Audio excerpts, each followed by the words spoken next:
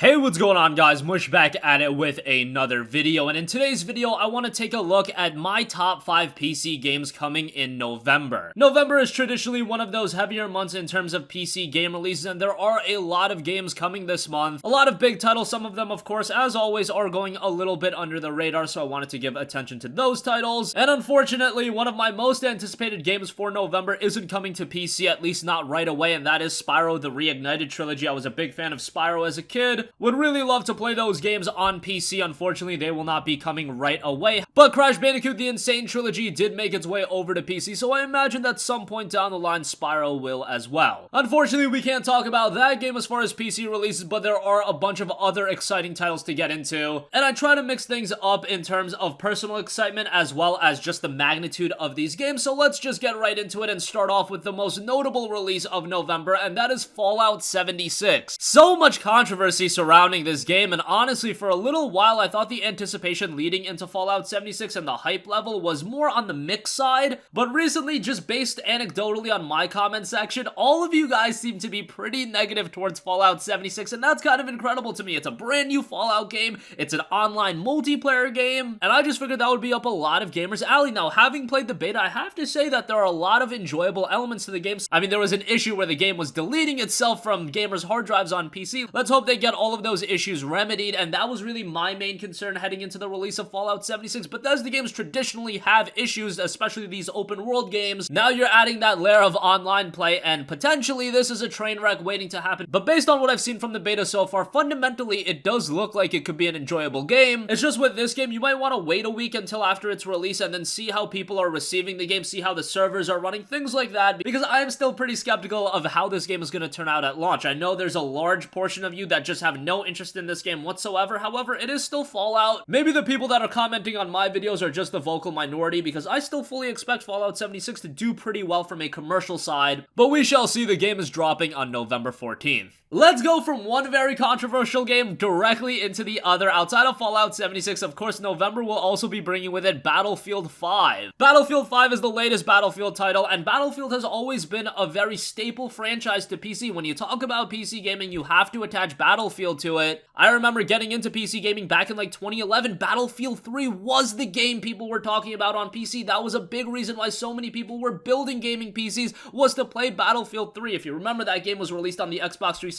PlayStation 3, and PC. The 360 and PS3 versions left a lot to be desired. On PC, you had the 64-player multiplayer. The games looked incredible. I feel like they've really just fumbled this game from a promotional standpoint from the get-go. You can talk about all of the historical accuracy memes, but I think the issue just lies in how EA promoted this game. Go back to E3 of this year. What did they show off of Battlefield 5? They showed off a trailer for the single-player campaign. You have your biggest gaming platform of the year at E3, and you decide to show off a single-player campaign trailer instead of multiplayer gameplay, something that would really captivate gamers. And I feel like we still haven't gotten that information that has captivated us. Sure, the DLC is going to be free, and that's cool. Firestorm is going to come out early next year. Go back to Battlefield 1. That game was so good, but it just seems like from a promotional standpoint, EA just cannot market these multiplayer games anymore. Look at what they did to Star Wars Battlefront. That was a franchise that was handed to them on a silver platter, and somehow they have completely ruined it. But as a PC gamer, Battlefield is one of those franchises that I feel like I always have to remain somewhat partial to, unless EA just completely fumbles it over and over again and they completely push away. But at this point, I'm still in the Battlefield wagon. I don't know how much longer I am gonna be. As long as this game is good, I think gamers will be generally pleased amidst everything that's been going on. Moving on from that, let's talk about a game that hardly anyone has been talking about, and I wanted to give it a mention, and that is Underworld Ascendant. I found this game on Steam a few weeks ago, and here's the description of the game. From the creative minds behind the acclaimed Ultima Underworld, System Shock, and Thief series, in Underworld Ascendant, Paul Nareth and War Inspector's Other Side Entertainment challenges you to think creatively in an interactive sandbox environment. To save this world and yours, you must overcome complex challenges, uncover lost secrets, and gain favor with factions to maximize your knowledge and strength. Utilize your environment to stack the odds in your favor, devise the ideal plan to overcome the challenges you face, or dive in and think on your feet. Each decision holds great opportunity and grave consequences. What you leave behind will be engraved on the lives of others, assuming you survive. Now, actually looking at the presentation of the game, it's not anything to write home about from a technical sense, but it really seems to set a solid ambiance for a mysterious type of experience.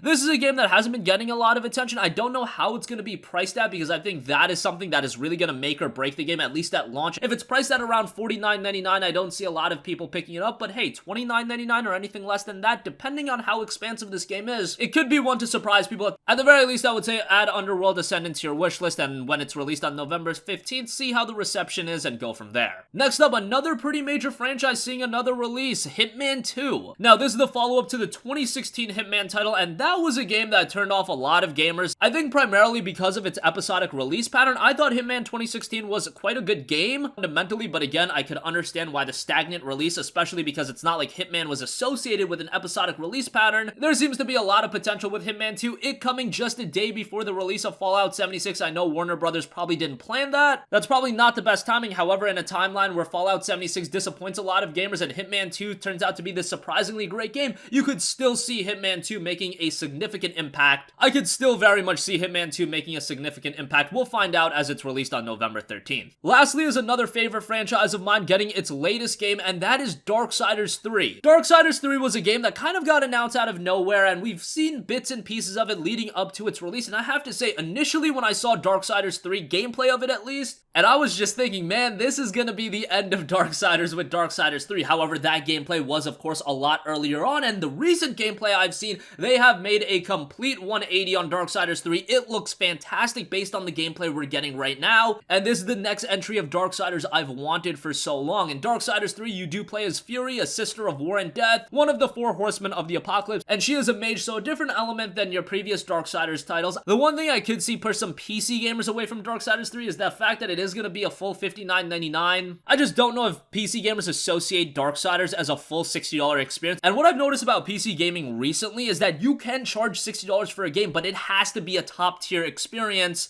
and there are only a few games that can get away with that pricing. Maybe a CD Projekt Red title, a couple of the other big budget titles. I just don't know if PC gamers hold Darksiders in that regard. I personally do. If you played Darksiders 1 and you played Darksiders 2, you probably do as well. And if Gunfire Games and THQ Nordic can deliver something great with Darksiders 3, it could be another step in THQ Nordic's incredible comeback. Putting out games like this, putting out games like Biomutant, acquiring IPs like Kingdoms of Amalur Reckoning, there's a lot of potential for THQ Nordic in the future. If it turns out good, that could be a huge win for THQ Nordic. If it isn't incredible and it's just good, but I think delivering something really great here would help out THQ Nordic a lot and continue them on this path of just recreating themselves as a brand. So that's my spiel on Darksiders 3. I'm really excited for it. I just don't know how this game is going to do from a commercial standpoint. However, as far as the game itself goes, check out some gameplay, because the recent gameplay we've seen on Darksiders 3 has just looked so good, and if you played Darksiders 1, you played Darksiders 2, and you enjoyed those titles, Darksiders 3 has the potential to be something really great. So that's going to conclude this video. Again, the top 5 PC games coming in November of 2018. I'm uploading this video a couple days into November, and we actually had the release of a pretty major title, Square Enix's new IP in The Quiet Man. That is a game that I probably would have mentioned, however, it's already been released. If you haven't checked it out, do check it out. It's a pretty unique budget release, so I wanted to give that game the shout it deserves. That's gonna wrap up this video, guys. If you have a request for a future video, leave it in the comments section down below, and I will catch you guys in the next one. Peace out.